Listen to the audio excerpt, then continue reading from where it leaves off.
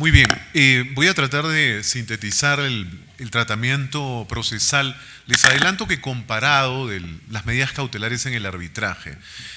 ¿Por qué? Porque en realidad el desarrollo del derecho a arbitraje o arbitration law tiene bases muy fuertes y muy antiguas en el ámbito anglosajón. Entonces, empecemos porque hay bastante que tratar. A ver, lo primero que habría que hacer es observar los fundamentos. ¿Por qué existe el tema cautelar, las medidas cautelares en este ámbito conocido como arbitraje, ¿no? Lo primero es una paradoja adjetiva que existe, ¿no? La temporalidad del proceso arbitral, como ya saben también, esto se repite en el campo del proceso judicial, involucra que para fallar en justicia, para que haya un pronunciamiento adecuado, el proceso tiene que demorar. Entonces eso resulta paradójico porque la demora del proceso, en este caso arbitral, y que por experiencia les digo que evidentemente es mucho menor en el tiempo, no obstante ello, ese tiempo reducido también le permite al sujeto pasivo llevar a cabo actos destinados a privar de eficacia, a generar la infructuosidad del laudo arbitral. El laudo arbitral es la gran decisión que culmina el arbitraje, ¿no? Luego, otro aspecto que justifica que existan medidas cautelares en el arbitraje es la presencia de tácticas dilatorias, ¿no? O sea, si bien, como les indicaba, el arbitraje les da una oferta temporal para que entiendan, por ejemplo, un proceso jurisdiccional pequeño en Lima, un sumarísimo, estaba en 2 años, ya está como 3 años de duración. Entonces, imagínense, ¿un arbitraje cuánto dura?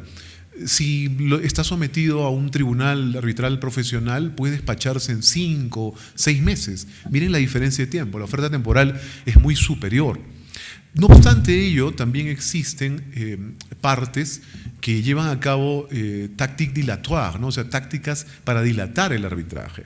¿Cuáles son esas? Por ejemplo, oponerse al arbitraje vanamente, porque no existe convenio arbitral, porque el convenio arbitral no se extiende a las controversias, porque el tribunal no es competente, etcétera. Recusar a los árbitros, hay una mala práctica que yo creo honestamente surge del desconocimiento del tema muy denso de independencia e imparcialidad, cuando no de la mala fe, ¿no? Entonces, una forma de impedir, de generar una dilación del proceso arbitral es recusar al árbitro. Para que me comprendan, están diciendo que el árbitro tiene un conflicto de interés y por eso no debe estar allí. Pero a nivel de táctica dilatoria, o sea, para que me entiendan, ¿no? Si coincidí con un árbitro en un tribunal, el único hecho de haber coincidido en ese tribunal, no puedo explicarlo por tiempo, no genera en realidad una prevención, ¿no? Pero lo van a hacer. Muy bien, luego la renuencia de participación también es otra táctica dilatoria, ¿no? Es cuando la parte pasiva, por ejemplo, no lleva a cabo actividad, porque sencillamente no quiere estar sometida a ese proceso y menos aún esperar un laudo en contra suya. Y consecuentemente se le notifica y no contesta, se le exige que pague honorarios y no los paga. Y eso hace que la dinámica adjetiva del arbitraje, la rueda gire y consumamos más tiempo, porque entonces, por ejemplo, en el tema de honorarios vamos a tener que facultar a la otra parte a que asuma los honorarios que esta otra parte no ha pagado, etcétera. Y eso también demora, ¿no? Y abre la puerta a que se pueda llevar a cabo algún acto que prive de eficacia al laudo arbitral. Esto, de algún modo, se los acabo de explicar. La dilación en el pago de los costes arbitrales también está vinculado, ¿no? Si no pagas los honorarios a tiempo, vamos a estar con el cuento de que la otra parte va a tener que subrogarse en ello. Estamos con el cuento que los tribunales arbitrales normalmente no están felices porque no les paguen, ¿no? Yo tengo 16 años en la práctica del arbitraje y realmente cuando no hay pagos el proceso se aletarga, ¿no? Y tiene sentido porque los árbitros vivimos de los honorarios que se nos abonan, ¿no? No somos como los jueces que tienen un sueldo mensual. Muy bien, entonces otro fundamento que ya hemos acometido es que todo esto presenta la posibilidad de que el laudo sea ineficaz, que no produzca los efectos queridos, o que sea infructuoso, no genere pues, lo que uno está buscando. Ejemplo sencillo, usted está exigiendo que se le pague una cantidad de dinero.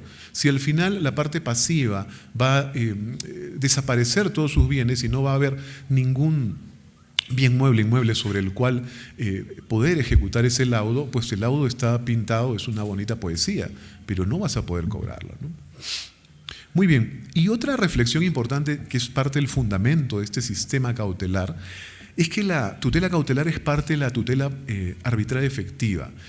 Rápidamente, ¿no? Así como el proceso jurisdiccional tiene el debido proceso y la tutela jurisdiccional efectiva, ya no puedo explicar eso sino en palabras muy simples, simplemente es como decir que el proceso tiene que tener todas las garantías para efectos de que las reglas de juego sean respetadas por el juez frente a las partes.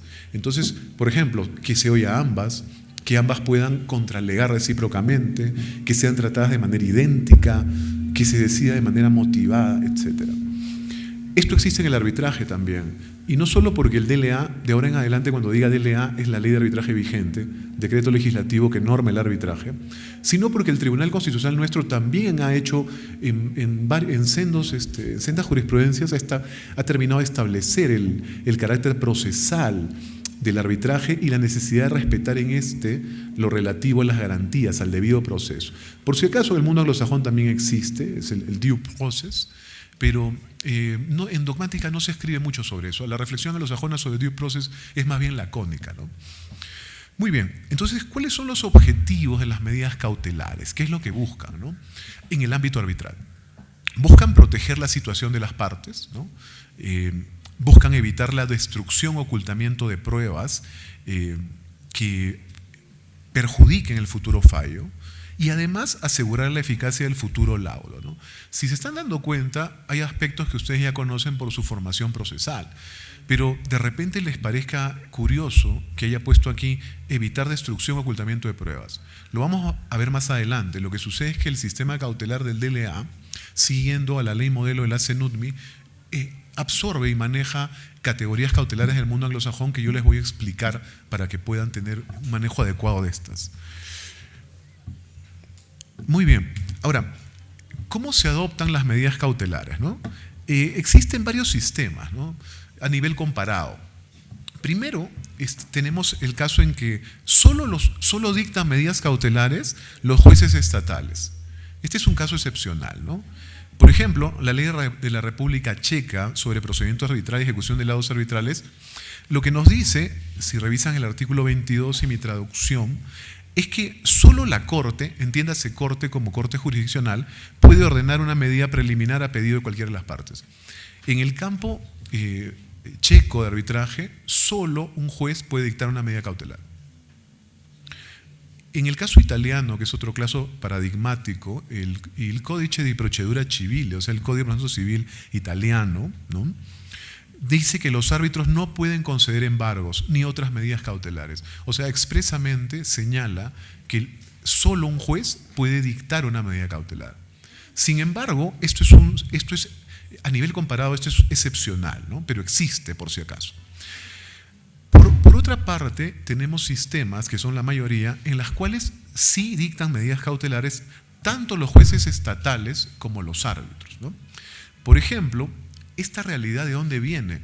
Viene de la Junce Trial Model Law, o en castellano, la ley modelo de la CNUTMI, ¿no?, la Comisión de las Naciones Unidas para el Derecho Mercantil Internacional, que lo que hizo en el año 85 y luego se terminó de refinar en el 2006, me parece, es generar una norma que sea un modelo a ser copiado por los diferentes países para efectos de establecer una plataforma homogénea y así garantizar la similitud de procesos y consecuentemente también el facilitamiento, el reconocimiento y ejecución de laudos en diferentes países. Entonces eso hace la ley modelo, es como un esperanto, como un lenguaje único para cualquier país del mundo, ¿no? Y al día de hoy 149 países o más siguen a la ley modelo. Muy bien. Entonces la ley modelo, ¿qué nos dice? Nos dice pues que no será incompatible con un acuerdo de arbitraje, ¿no?, que una parte le pida con anterioridad a las actuaciones arbitrales o durante su transcurso solicite de un tribunal, entiéndase ese tribunal como corte judicial, la adopción de medida cautelar. Y el artículo 17 lo que dice es que también, salvo acuerdo contrario, el tribunal arbitral puede dictar medidas cautelares. En pocas palabras, la ley modelo lo que hace es indicarnos que tanto los jueces estatales como los tribunales arbitrales pueden dictar medidas cautelares. El DLA lo que hace es seguir esa fórmula, ¿no? Y el artículo 47, los incisos que indico, 1, 4 y 9, nos indican que el tribunal arbitral ya constituido puede adoptar medidas cautelares, ¿no? Además que las medidas cautelares que se soliciten antes del inicio de un arbitraje no importa una renuncia a este. Y finalmente nos dice que en el arbitraje internacional las partes durante el transcurso de las actuaciones pueden solicitar también a la autoridad judicial adopte medidas cautelares. Una reflexión que no puedo explicar por tiempo, porque si no, no voy a acabar. Pero les digo, el sistema del DLA es un sistema monista. ¿Qué significa? Que la regulación es homogénea para el ámbito internacional y para el ámbito doméstico. No hay razón para no interpretar este artículo haciéndolo extensivo al arbitraje doméstico. ¿Qué quiero decir? Que tanto en arbitraje doméstico como internacional debería entenderse que se puede pedir una medida cautelar tanto a un juez como al tribunal arbitral y su ejecución. Luego van a entender por qué acabo de decir eso. Entonces tenemos que el DLA nuestro sigue ese sistema. Además, a nivel de instituciones arbitrales importantes, tenemos el reglamento de la ICC, o en castellano CCI, de la Corte de Arbitraje Internacional de la Cámara de Comercio Internacional, que nos repite la fórmula, ¿no? Nos dice que salvo acuerdo en contrario, el tribunal puede, ¿no?, desde el momento en que se le entrega el expediente, dictar medidas cautelares, ¿no? Y luego el artículo 28, el inciso siguiente, nos dice que también, pese a todo esto, las partes podrán solicitar a cualquier autoridad judicial competente la adopción de medidas provisionales o cautelares. Entonces, ¿qué está haciendo el reglamento de la CCI? Reconocer lo que acabamos de ver está regulado en la ley modelo y también en el caso nuestro, que usted puede solicitar el dictado de medidas cautelares tanto a un juez estatal como a un árbitro, a un tribunal arbitral, perdón, que es el término que se usa en la ley modelo y en nuestro DLA. El reglamento de arbitraje internacional de la American Arbitration Association, la AAA, por eso AAA, ¿no?, nos indica lo mismo, ¿no?, que a solicitud de las partes el tribunal arbitral puede ordenar o resolver cualquier medida provisional o conservatoria que considere necesario. Es una traducción mía, por si acaso en la original tendría que explicarles unas categorías para no aburrirlos, que sea esto lo que valga, ¿no? Y además nos dice el inciso 3 que la solicitud de medidas dirigidas a una autoridad judicial no son incompatibles con el acuerdo de arbitraje. Otra vez, en la práctica anglosajona, en este caso norteamericana, también puedes pedir que dicte una medida cautelar bien el árbitro o bien el tribunal judicial. Más adelante les voy a explicar por qué, cuál es el ámbito estratégico que justifica esto, ¿no? Luego, en el campo de la OMPI, ¿no?, de la Organización Mundial de la Propiedad Intelectual, o WIPO en inglés, ¿no?, su reglamento de arbitraje también nos repite la misma fórmula, ¿no? Ya para no atosigarlos, en el artículo 46 se repite esto de que cualquiera de las partes puede pedir a un tribunal, entiéndase en este caso arbitral, dicte una medida cautelar. Y el artículo 46, ¿no?, dice que una solicitud dirigida por unas partes a una autoridad judicial también puede darse para que se dicte una medida cautelar. Entonces se repite, ¿no? Puedes pedirle una medida cautelar a un tribunal arbitral o a un tribunal judicial. Muy bien. Ahora, ¿por qué, en qué cosa se justifica la adopción de medidas cautelares? ¿Y cómo es que se justifica la existencia y regulación de un procedimiento cautelar? Una regla de oro del derecho a arbitraje que vamos a recordar aquí es la autonomía de voluntad. Entonces, lo primero que podríamos afirmar, y que se conoce mucho y se escribe más en el ámbito anglosajón que en el nuestro, el hispanoparlante, la autonomía de voluntad justifica que las partes puedan decidir lo relativo a la adopción y al procedimiento de las medidas cautelares. ¿Por qué? Miren, un pequeño juego. La autonomía de voluntad que se virtualiza en el convenio arbitral en realidad genera toda la realidad del arbitraje.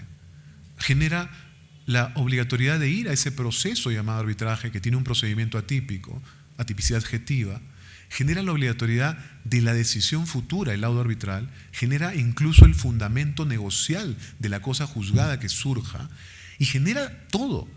Evidentemente, así como las partes pueden por autonomía de voluntad decir que su proceso va a ser por videoconferencia y que va a tener solo una audiencia o que va a ser puramente escrito, esto se extiende al aspecto adjetivo, procedimental me refiero, de las medidas cautelares, ¿no? Esto los anglosajones lo entienden muy bien, pero en el ámbito nuestro europeo continental de repente no es tan claro, ¿no? Muy bien. ¿Qué dice la ley modelo de la CENUDMI, ¿no? Nos dice que, miren el detalle que he resaltado en negrita, ¿no? Salvo acuerdo en contrario de las partes, ¿no? El tribunal arbitral podrá, a instancia de una de ellas, otorgar medidas cautelares. Con sujeción a las disposiciones de la presente ley, las partes tendrán la libertad para convenir el procedimiento a que se haya de ajustar el tribunal arbitral en sus actuaciones. Eso de sus actuaciones, el concepto de actuación arbitral, por si acaso se extiende a todo el procedimiento, incluido las medidas cautelares. Y por eso, por ejemplo, las partes podrían pactar que no haya medidas cautelares por autonomía de voluntad. ¿Me siguen? Y a mayor abundamiento pueden pactar que sí las haya y establecer el procedimiento que el tribunal arbitral ha de seguir para ello, ¿no? Muy bien, los reglamentos institucionales convergen con este tipo de opción, ¿no? Tenemos, por ejemplo, el artículo 28 del Reglamento de Arbitraje Internacional de la CCI, que nos repite el fraseo, ¿no? Dice, salvo acuerdo de las partes en contrario, el tribunal podrá, desde el momento en que se entregue el expediente, ordenar la solicitud de estas, cualquier medida cautelar o provisional que considere apropiado. Si se dan cuenta, salvo acuerdo en contrario. Acá la autonomía de voluntad permite que las partes, a su sola decisión, eliminen la posibilidad de medidas cautelares en un arbitraje. ¿Me siguen? Como por su voluntad exista, y por su voluntad también regular el procedimiento que ésta ha de seguir. Las leyes de arbitraje hacen lo mismo, hacen lo propio. Tenemos el artículo 23, inciso 1 y el 25, inciso 1 de la Ley de Arbitraje Española vigente 60-2003, modificada por si acaso en 2 a 3 ocasiones. Dice, salvo acuerdo en contrario de las partes, los árbitros podrán, en instancia de cualquiera de ellas, adoptar medidas cautelares. Muy bien, otra vez, repite si se dan cuenta la fórmula anterior. Las partes en España podrían, por autonomía de voluntad, sencillamente indicar que no va a haber medidas cautelares. No es una norma imperativa, sino es una norma dispositiva. Y así debe ser, porque otra vez cae en el ámbito de la autonomía de voluntad. Es un aspecto adjetivo de las actuaciones arbitrales. Y en el artículo 3.4 y 47.1 dice que las partes podrán determinar libremente las reglas a las que se sujeta el tribunal en sus actuaciones. Se repite nuevamente la misma plataforma. Muy bien. Ahora, ¿cuándo se piden medidas cautelares? Ahora, solo como pregunta, y lo dejo como pregunta, ¿no? Con todo lo que les he explicado, la pregunta es, en el DLA, en nuestro país, ¿podrían las partes, por autonomía y voluntad, indicar que no haya medidas cautelares? La respuesta no es fácil. Debería ser que sí, pero hay que hacer interpretaciones y luego hay que entrar a una discusión. Todas las normas a nivel de leyes de arbitraje se pueden dividir en normas imperativas o normas dispositivas. La pregunta será que al final de su interpretación llegan a la conclusión de que ese aspecto es una norma imperativa. Si llegan a esa discusión, a esa conclusión, no. Pero si llegan a la conclusión que es una norma dispositiva, como evidentemente lo es, podrán decir que sí, ¿no? Hay vacíos, ¿no? Por si acaso hay una regla también que luego vamos a citar que podría permitir la integración de ese vacío, ¿no? Acuérdense que el Código Procesal Civil es otra realidad que no viene aquí. Aquí este DLA es supletorio a normas de arbitraje especiales. Y si el DLA tiene un vacío, una vacuidad legal, pues hay que ir a la dogmática, a los principios comparados, no al Código Procesal Civil, ¿no? El Código Procesal Civil puede usarse meramente referencial in extremis, pero solo referencial, ¿no? Esa locura de creer que el ámbito, que la formación procesal estática va a servir para arbitraje, eso es sueño de opio, ¿no? Muy bien. Ahora, en relación a la constitución del tribunal arbitral, ¿no? Miren, y la oportunidad de solicitar medidas cautelares. ¿Cuándo solicito una medida cautelar, no? Por eso pongo yo oportunidad, ¿no? Oportunidad y convergencia. Ya convergencia no los mareo, vamos a verlo más adelante. Primer espectro temporal, antes de la constitución del tribunal arbitral. Entonces la pregunta es, antes de la constitución del tribunal arbitral, ¿a quién le puedo solicitar que dicte la medida cautelar? Primero, al tribunal judicial, o sea, a un juez estatal. Siguiendo la ley modelo de la CENUDMI, que se las estoy poniendo allí, ¿no? Dice pues esto que ya hemos revisado antes, que con anterioridad a las actuaciones arbitrales, puede solicitar de un tribunal, ya saben que tribunal para la Model Law es tribunal judicial, ¿no?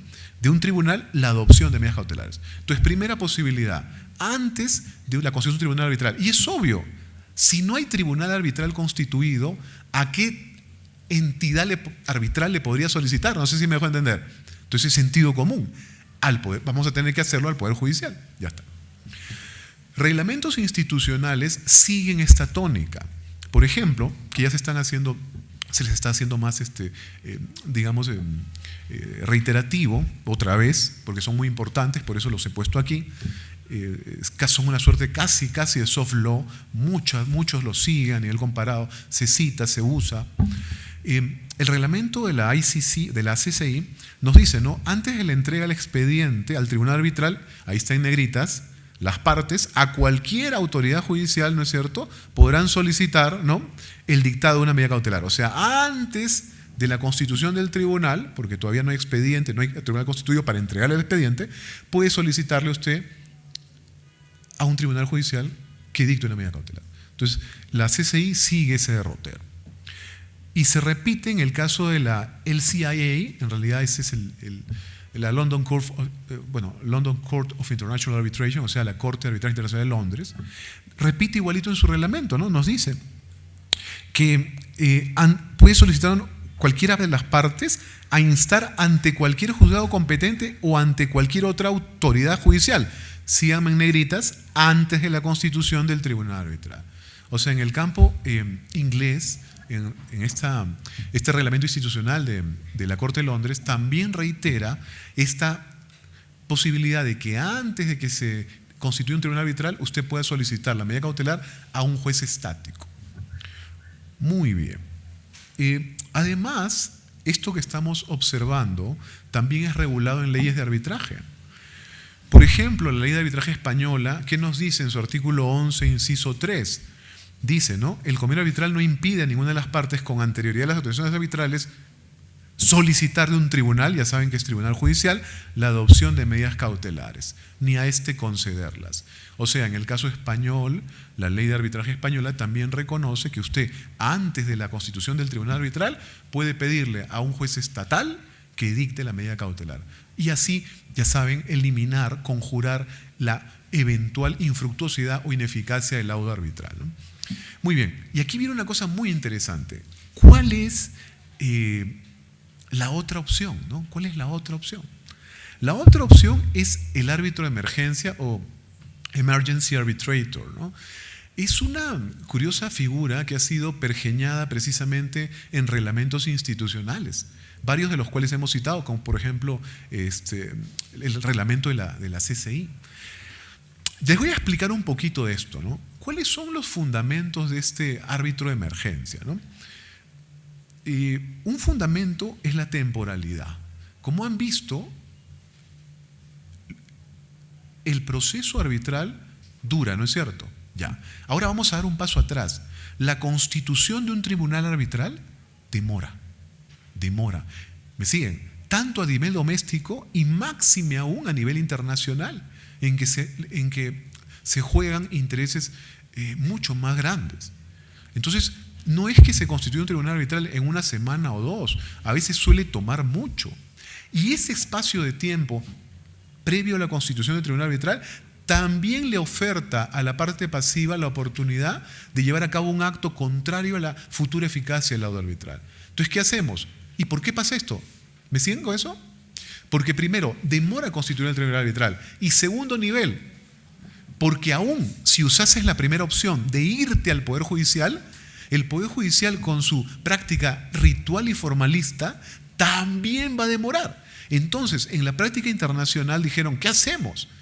Creemos una solución, y la solución fue el Emergency Arbitrator, el árbitro de emergencia, ¿no? Que va a ser, por si acaso, esto es una solución que opera en el ámbito del arbitraje institucional. Tiene que estar en un reglamento institucional que tú aceptas, y al aceptar las partes del reglamento aceptan toda su mecánica, toda su realidad objetiva, como hemos visto, autonomía y voluntad. Entonces, eso es la temporalidad del árbitro de emergencia. Además, la especialidad, cuidado, Por ejemplo, usemos nuestro país digamos, como paradigma, ¿no? Sin ser muy duro, pero honestamente, amén de las especialidades así señaladas, ¿no? O sea, este juez es especialista en comercial, este juez es especialista en tributario. Pregunta, ¿es tan cierto ese nivel de especialidad? Pues imagino que a cierto nivel lo es, pero los árbitros profesionales tenemos experiencia de años en el asunto, ¿comprenden? Entonces, encargar una controversia de este tipo, la especialidad real, contundente y probada en el mercado, no es lamentablemente la de los jueces, sino en el ámbito del arbitraje, es precisamente la de los árbitros profesionales. Entonces, por eso también el árbitro de emergencia tiene este poder, ¿no? Y lo otro es la confidencialidad. Ya saben que cuando someten algo a un proceso judicial, las actuaciones son públicas, las resoluciones son públicas. Entonces, a una empresa podría no gustarle que este tipo de controversia digamos, el conocimiento de ella pueda ser publicitado. El árbitro de emergencia va a impedir eso, ¿no? Muy bien. ¿Y quiénes regulan, por si acaso, inter alia, o sea, entre otras posibilidades, al árbitro de emergencia? El reglamento de la CCI, el reglamento de arbitraje de la Cámara de Comercio de Estocolmo, ¿no? Y el reglamento de arbitraje internacional de la American Arbitration Association, ¿no? Entonces ellos regulan el árbitro de emergencia. Y acaba de suceder una cosa curiosísima. Hace muy poco, por primera vez a nivel global, una ley de arbitraje nacional, me refiero, o sea, de un país, ha regulado al Emergency Arbitrator. La Ley de Conciliación y Arbitraje Boliviana de este 25 de junio de este año acaba de regular de su artículo 6.7 al 7.1 toda una mecánica para usar árbitro de emergencia. Entonces sería la primera vez en la historia que el árbitro de emergencia en un país, en una ley de arbitraje, viene recogido, ¿no? Muy bien. Eso es antes de la Constitución, ¿no? Ahora, siguiente espacio temporal, ¿no? Después de la constitución del Tribunal Arbitral, ¿a quién le pedimos que dicte una medida cautelar? ¿Me sigue o no? Aquí tenemos dos modelos, ¿no? A nivel dogmático de arbitration law, de derecho a arbitraje, se habla de dos modelos, ¿no? El modelo de acceso restringido, ¿no? O restricted access, ¿no? O acceso restringido, lo mismo en castellano, y que el cual, por si acaso, el tribunal judicial, ¿no es cierto?, a ver si me dejo entender, ya les he machacado bastante el tema como para que se den cuenta que ahorita hay dos caminitos, ¿no es cierto? Tribunal arbitral, tribunal judicial. Muy bien, ya. Entonces, el tribunal judicial en este modelo de acceso restringido tiene una función subsidiaria y en casos limitados. ¿Me siguen? Entonces, ¿dónde opera este tipo de modelo? Por ejemplo, el reglamento institucional de arbitraje internacional, la CCI, tiene un sistema de este tipo. ¿Qué nos dice, no? Antes de entrar el expediente al tribunal arbitral, y aquí viene en negrito, ¿no? Y en circunstancias apropiadas aún después, o sea, después de que ya se constituyó el tribunal, en circunstancias apropiadas. ¿Me sigue o no? No es cualquiera. En circunstancias apropiadas, puede solicitar a cualquier autoridad judicial el dictado de medidas cautelares. O sea, después de que ya se constituyó el tribunal arbitral en la CCI, tú podrías ir a un juez siempre que las circunstancias apropiadas. ¿Cuáles son las circunstancias apropiadas? Las van a entender en el discurso que voy a dar. En el monólogo, en el fondo que estoy dando. ¿Ya? Muy bien. Otro caso de este tipo es el Reglamento de Arbitraje Internacional de la LCIA, de la Corte de Arbitraje de Londres, que nos dice que cualquiera de las partes puede, ante cualquier juzgado competente, autoridad judicial, después de la constitución del Tribunal Arbitral, y ahí viene la frase importante, el sintagma duro, ¿no? En casos excepcionales y con la autorización del Tribunal Arbitral, pedirle que dicte una medida cautelar, ¿no? Muy bien. El otro modelo es el modelo de freedom of choice, ¿no? O sea, de libertad de elección. En este caso, cualquiera, no hay que analizar ningún tipo de requisito puntual, cualquiera de las partes puede solicitar una medida cautelar bien al tribunal judicial o bien al tribunal arbitral, ¿no? Y ese es el modelo que sigue la Juncitral Model Law, nuestra ley modelo que hemos machacado, y que dice pues que durante el transcurso se puede solicitar a un tribunal, ¿no es cierto?, también una medida cautelar. ¿Qué leyes de arbitraje la siguen? La ley de arbitraje española, ¿me siguen? Y también el DLA, ¿no? Para poder hablarles un poquito más, porque ya se me está acabando el tiempo, voy a avanzar esto, ¿ya? Quizá esto es lo más inteligente del asunto, ¿no? Lo que sucede es que ustedes se preguntarán, ¿y cuándo me voy a un juez estatal, como me dice este profesor, o cuándo me voy a un tribunal arbitral? ¿Me siguen? Miren, antes de la constitución del tribunal arbitral, dense cuenta que solo hay dos caminos: el juez estatal o el emergency arbitrator. No hay más caminos. ¿Hasta ahí o no? Listo. Luego de la constitución del tribunal arbitral hay que tomar en consideración varias cosas. Ante la posibilidad de incumplimiento, sería aconsejable acudir a un tribunal judicial. ¿Por qué? Porque el tribunal judicial tiene coertio executio, y ejecuta, o sea, dicta y ejecuta directamente las medidas cautelares. Como comentario antes de seguir, por si acaso, a nivel global, eso de ejecución arbitral, así pautado, así dicho, no existe. Los que ejecutan medidas cautelares son los que tienen el poder para ello, que son los jueces estatales, aquí y en la China. Bueno, aquí hay un problema que puede generar confusión con esto de la ejecución arbitral. Ahora, ¿cuál es la buena intención y cuál es el sentido positivo de esto? Lo que ha hecho es reconocer que en algunos países anglosajones efectivamente se está favoreciendo que los mismos árbitros puedan ejecutar sus medidas, pero eso solamente está limitado a los poderes a los que se contrae la función arbitral. Les doy un ejemplo porque no lo he puesto aquí, pero me viene a la mente ahorita. La Arbitration Act de 1996, la ley de arbitraje inglesa, faculta al árbitro a que pueda, por ejemplo, condenar a la parte renuente a acatar la medida cautelar en todos los costes arbitrales. No sé si me dejo entender. O sea, tú no vas a cumplir la medida cautelar, ya, no pasa nada. Entonces, si no la cumples, te voy a condenar, ¿me sigue? A pagar todo lo que ha costado este arbitraje internacional o doméstico. Entonces, esa es la manera, pero, digamos, siendo suave con el asunto, no existe ejecución arbitral en ningún país del mundo. O sea, la única ley comparada que dice ejecución arbitral es la nuestra. Y la buena intención es la que les acabo de explicar, ¿no? Pero hay que comprender los límites porque si no la gente va a pensar que es omnipotente y eso es un error gravísimo, ¿no? Muy bien, para ir cerrando porque ya el tiempo se acaba. Ante la complejidad técnica y o jurídica de la controversia, sería aconsejable ir a un tribunal arbitral. ¿Por qué? Por lo que yo les decía, ¿no? De los árbitros profesionales. Porque si es tan denso el asunto, mejor que lo conozca un tribunal arbitral que tiene experiencia en este tema, ¿no? Y que esa especialidad, así dicha en los jueces, puede ser a veces nominal nada más, ¿no?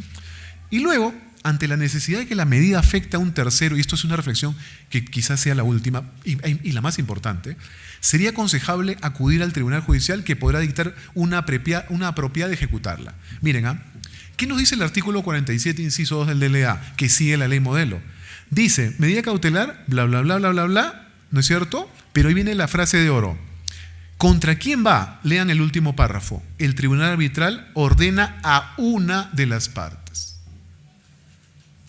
Solo puedes dictar medidas cautelares y ejecutarlas contra una de las partes. ¿Me dejo entender? Entonces, si te quieres extender a terceros, yo lo comprendo y la dogmática también, porque el tercero tiene un bien que es de una de las partes. Ya tienes que ir al juez. ¿Me sigue o no? Y si es a las partes, no sueñes con nubes de algodón. Es la ejecución arbitral, lamentablemente, así explicada, es bluff, ¿no? Entonces entiende que hasta donde puedas presionar podrás hacerlo. Ahora, que por ignorancia hay gente que cumpla, eso es otro problema, pero en todos los países eso no va a pasar. Muy bien, bueno, mil perdones que no haya podido terminar, pero creo que lo esencial del asunto lo hemos planteado en esta pequeña charla. Mil gracias.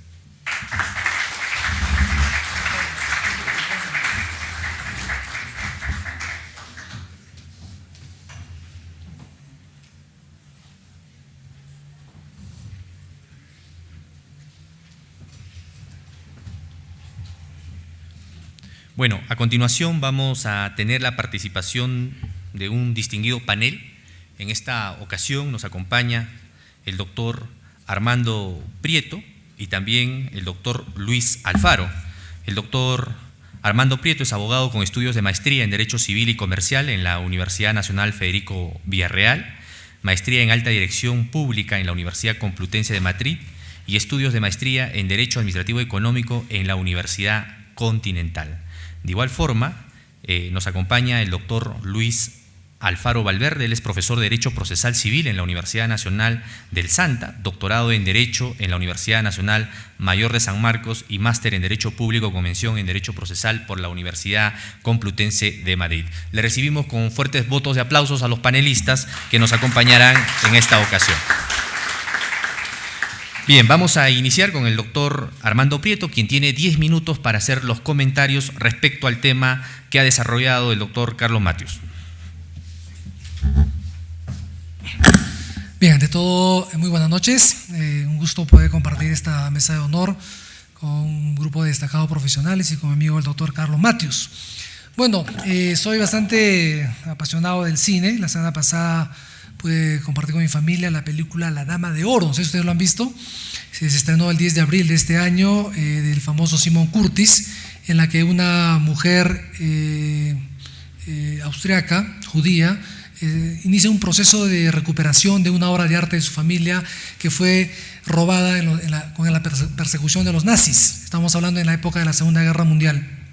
Lo interesante de esta película es que se presentan los tres procesos, mejor dicho, dos procesos, que son el judicial y el arbitral, y en un momento determinado la mediación o conciliación.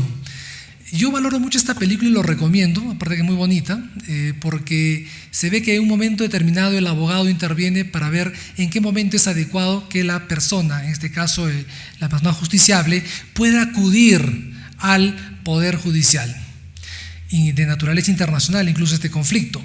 Pero en un momento determinado del proceso judicial, el abogado y la parte creen por conveniente que es necesario intentar una mediación. Y lo interesante de la película es que finalmente termina cuando las partes creen convencidos que lo mejor sería acudir a un arbitraje. Y finalmente esta película termina con el laudo arbitral, que no lo puedo decir, pues no valoro la película para ustedes, ¿no? Pero quiero resaltar la importancia que considero que acudir al Poder Judicial o acudir a la vía arbitral finalmente implica un tema de justicia. Y es finalmente la parte que mejor conoce su propia realidad, que puede decir cuándo acude al Poder Judicial y cuándo no. Y en todo caso, cuándo renuncia a la competencia jurisdiccional y cuándo acude a un arbitraje. Considero que el arbitraje es una forma de tutela y acceso a la justicia, no tengo la menor duda. Y el Poder Judicial tendría un rol subsidiario y complementario. Como bien lo explicó el doctor Matius, antes de acudir al arbitraje, antes de instalarse el tribunal arbitral, las partes obviamente pueden acudir al Poder Judicial solicitando una medida cautelar. Y cuando ya se despide el laudo, las partes obviamente pueden acudir al Poder Judicial con el jus imperium, que sería ya la función complementaria del Poder Judicial. Pero siempre yo estoy convencido que nadie va al arbitraje si no tiene la confianza que el caso que ha sometido en este caso a esta instancia pueda ser ejecutable. Y ahí surge esa importancia y esa necesidad de las medidas cautelares. Sin embargo, si bien es cierto, las medidas cautelares permiten garantizar la eficacia del laudo, ¿no es cierto?, nacen unas preguntas que quiero compartir el día de hoy con ustedes. Y es solo un tema de los que ha tratado el doctor Matius, porque por tiempo no puedo tocar más temas, es el referido hasta dónde puede llegar esa autonomía de la voluntad. Si bien es cierto, se ha remarcado hoy día que son las partes las que en su autonomía deciden someterse a arbitraje, hasta dónde podría llegar esa autonomía si finalmente va a colisionar con derechos fundamentales. Yo soy comisionado del Indecopi y conozco perfectamente ese tema, y en las relaciones de consumo, cuando las partes llegan a transacciones con los proveedores, todo es aceptable mientras cuando no colisione con los derechos fundamentales. Esa logicidad podríamos llevar al nivel arbitral, o sea, hasta dónde las partes podrían decir, como hoy día se trató, renunciar, por ejemplo, a medidas cautelares en un proceso arbitral. Está separada la doctrina. Algunos señalan pues que son las partes, ¿no es cierto?, las que en su autonomía y libertad deciden que lo mejor para ellos es que el caso se someta a arbitraje. Pueden decidir libremente qué árbitros, pueden decidir en qué idioma, pueden decidir algunas normas que van a regular el proceso arbitral. Sin embargo, si hablamos de un tema de justicia, ¿qué sucedería obviamente si esta decisión de las partes podría vulnerar con lo que están esperando alcanzar, que es la justicia? Entonces, algún sector de la doctrina señala pues que las partes tienen que asumir las consecuencias. Bueno, si ellos han decidido ir a arbitraje, ellos conocen este proceso, Y si ellos han renunciado a una medida cautelar, pues tendrían que aceptar las consecuencias, aun cuando corra en riesgo o se ponga en riesgo en ciertas situaciones la eficacia de un laudo.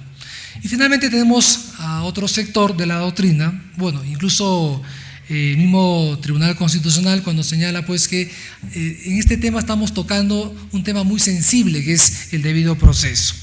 Por ejemplo, el Tribunal Constitucional señaló que la tutela cautelar, dada su trascendencia en el aseguramiento provisional de los efectos de la decisión jurisdiccional definitiva y en la neutralización de los perjuicios irreparables que se podrían ocasionar por la duración del proceso, se constituye una manifestación implícita del derecho al debido proceso. Entonces, si las partes han renunciado a una medida cautelar y en pleno procedimiento arbitral surge una situación que para una de las partes tiene la seguridad que de esperar todavía un laudo podría convertir en irreparable su pretensión, entonces, ¿podría solicitar una medida cautelar aún habiendo renunciado? Entonces, ese es el gran tema. Y me gustaría que nuestro estimado jurista, el doctor Carlos Matthews, con esa sapiencia y experiencia, nos pueda compartir con nosotros hasta dónde puede llegar esa libertad. O en todo caso hablamos del respeto a derechos fundamentales, entre ellos el debido proceso. Y por este debido proceso, obviamente, aun cuando las partes han renunciado, tendrían al Poder Judicial en pleno proceso arbitral para solicitar una medida cautelar. Bueno, esas serían la pregunta que quisiera lanzar, no más porque en realidad sé que todos están esperando, bueno, y nos va a quedar chico el tiempo porque hay conferencias pendientes todavía. Bien, eso es todo y muchas gracias.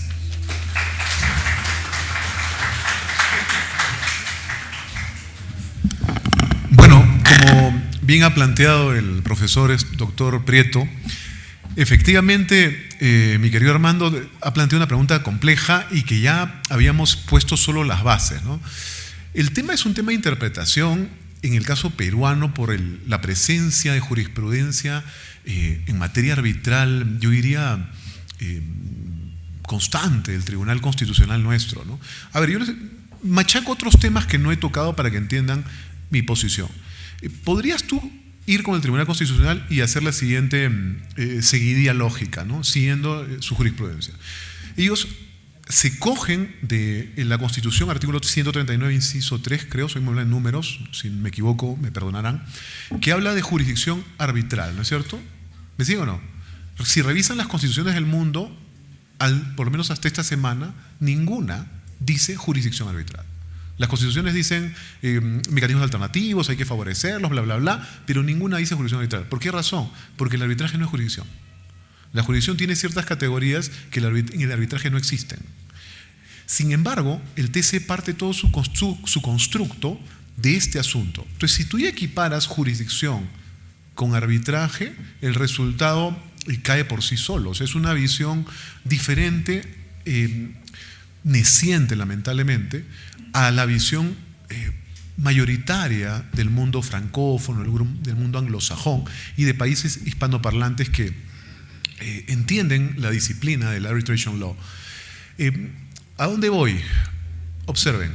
Entonces el TC ha dicho que efectivamente pues el proceso el arbitraje es un proceso, hay que seguir el debido proceso, y comienza a cerrarse en esas garantías procesales que no hay que fracturar. Y comete hasta el error de hacer una especie de equiparación de proceso judicial con arbitral. Para no irme muy lejos hasta ahí de ese punto. Segundo punto, si revisan el DLA, existen muchas manifestaciones en las cuales la autonomía de voluntad es brutal. ¿Por qué? Porque esto existe en la ley modelo y porque existe un montón de legislación comparada y en la práctica comparada.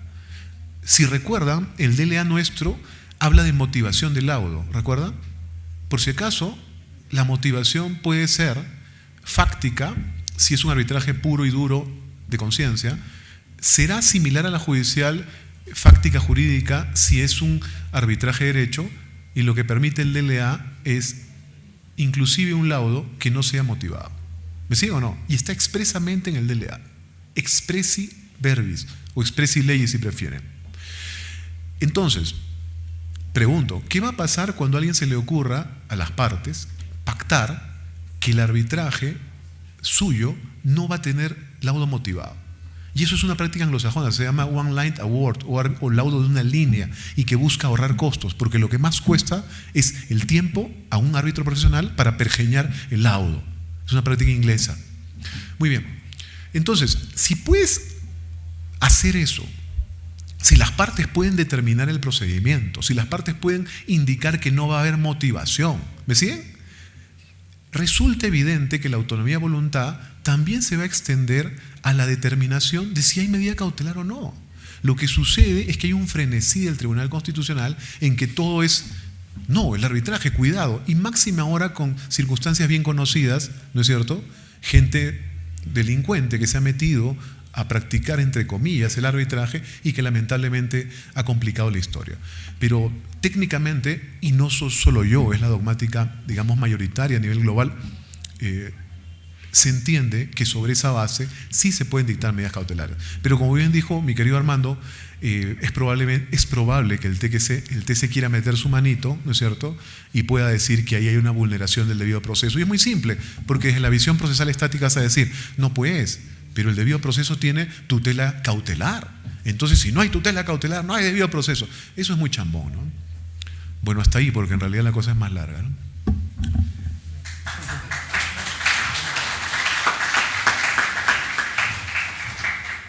Muy bien, seguidamente tenemos las palabras del doctor Luis Alfaro Valverde, por el lapso de 10 minutos.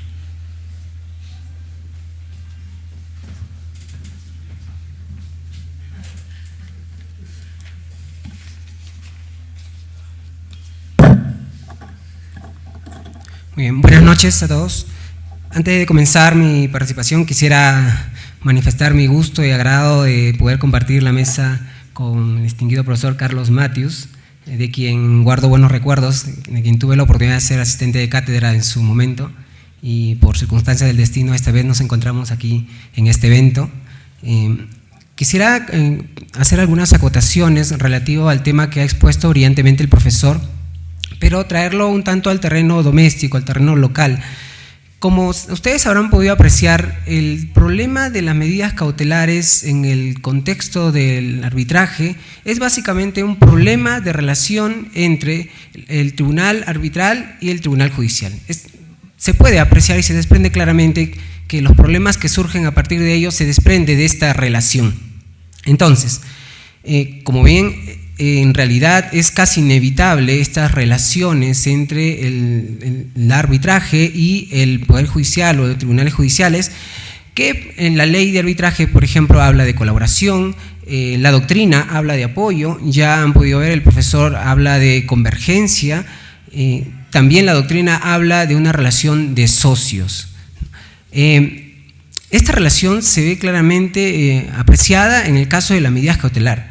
Pero la pregunta es, ¿se trata de una relación, si lo planteamos como socios, de iguales? Si bien en el arbitraje, en el contexto de la medida cautelar, depende del acuerdo de la voluntad de las partes, es decir, la autonomía de la voluntad, cabe preguntarnos si las medidas cautelares pueden existir eficazmente sin la participación o intervención del juez o del Poder Judicial. Creo que el problema consiste en determinar dónde inicia y dónde termina esta especie de relación, y sobre todo si es una relación realmente de colaboración o de subordinación, como quizás pueda verse en el plano de la práctica de la ejecución. Si partimos de una visión, digamos así, más pro-arbitral, obviamente la situación de apoyo y control será cada vez mínima o, si se quiere, inexistente. Y si apreciamos esta relación, digamos, no tan pro-arbitral, tendría que haber una participación, una intervención fuerte del Poder Judicial en las actuaciones arbitrales y sobre todo en el tema de las medidas cautelares. Esto que yo lo denomino relación entre socios, voy a poder disgregarlo a lo largo de mi participación.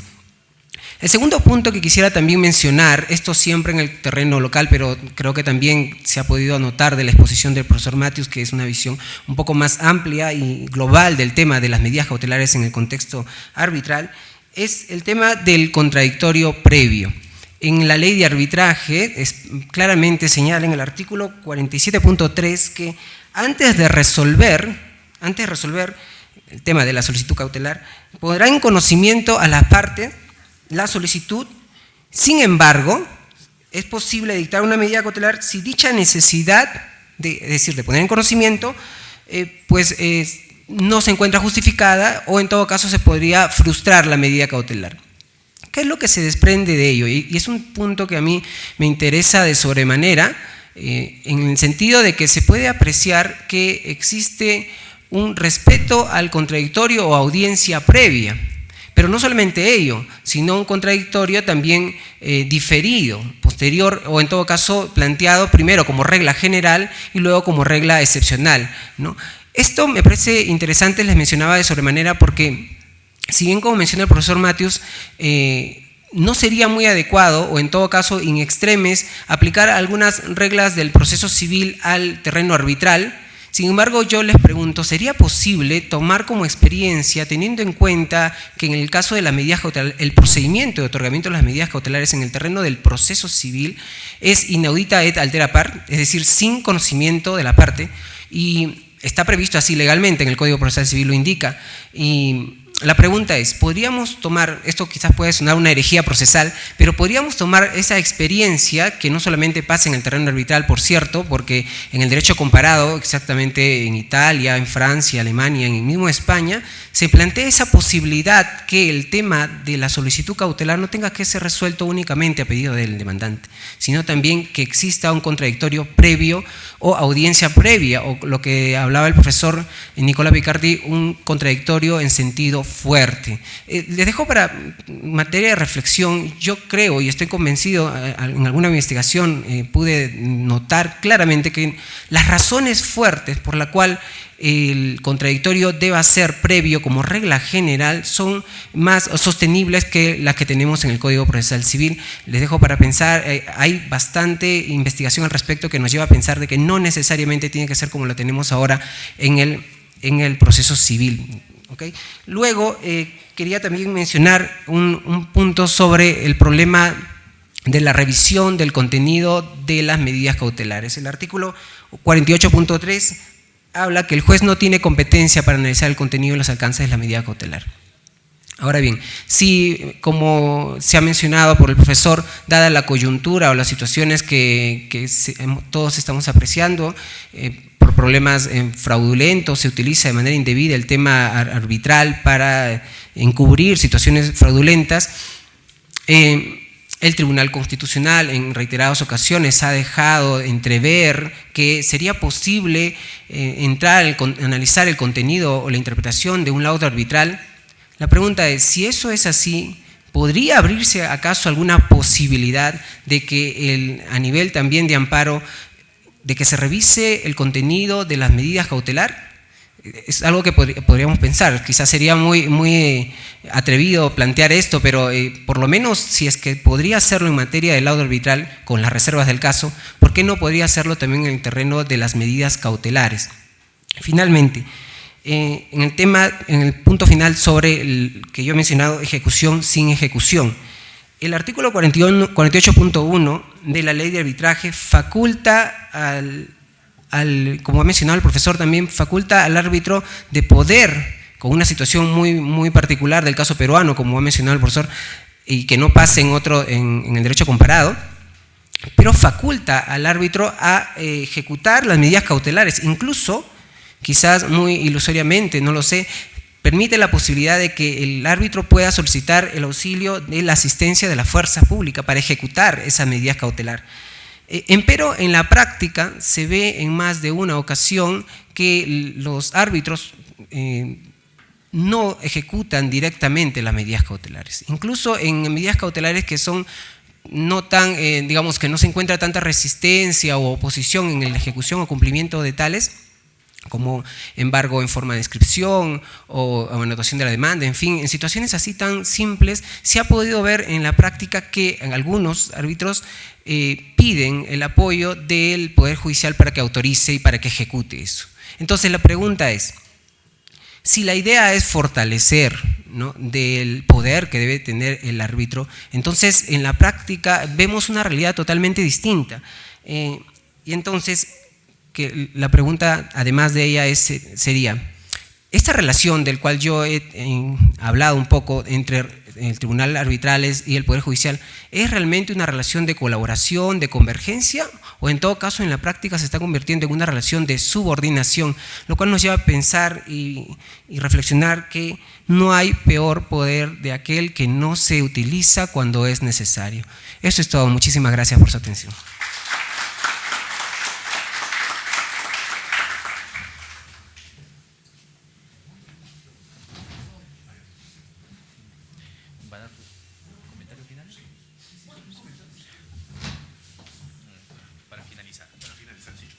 Un comentario pequeño, ¿no?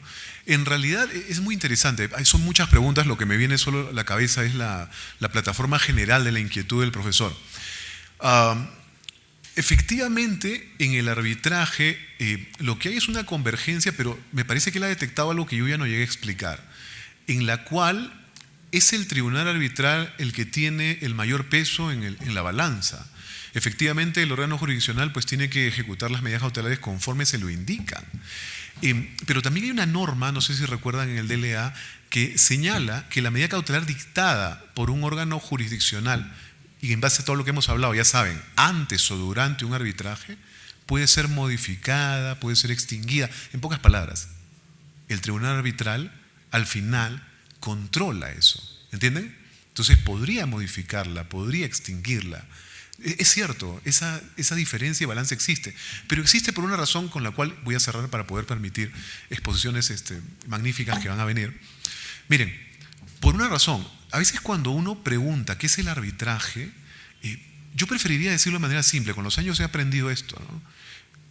Dos personas disponen de un derecho y por eso se usa esa categoría de derecho disponible, ¿no? Y como disponen de ese derecho, entre las dos podrían arreglarlo. Están discutiendo por su perro, ¿me siguen o no? Y al final toma el perro. Lo que hace el arbitraje es encargarle a un tercero, ¿me siguen o no?, que resuelva lo que ellas pudieron hacer entre sí. Eso no es sino más el arbitraje. Entonces, si uno comprende, empieza a analizar eso y no se mete digamos, en los vericuetos densos de la autonomía de voluntad o party autonomy, pues va a entender, ¿no? Y va a poder llegar a respuestas que de algún modo han sido observadas bien por vuestros catedráticos. Nada más. Gracias.